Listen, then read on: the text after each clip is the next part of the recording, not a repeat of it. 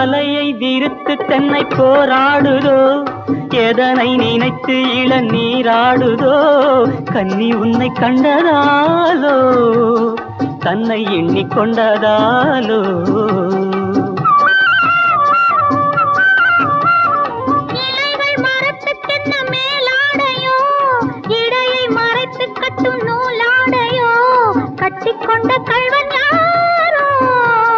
கள்வனுக்கும் என்ன பேரோ இயற்கை என்னும் இளைய கண்ணி ஏங்குகிறார்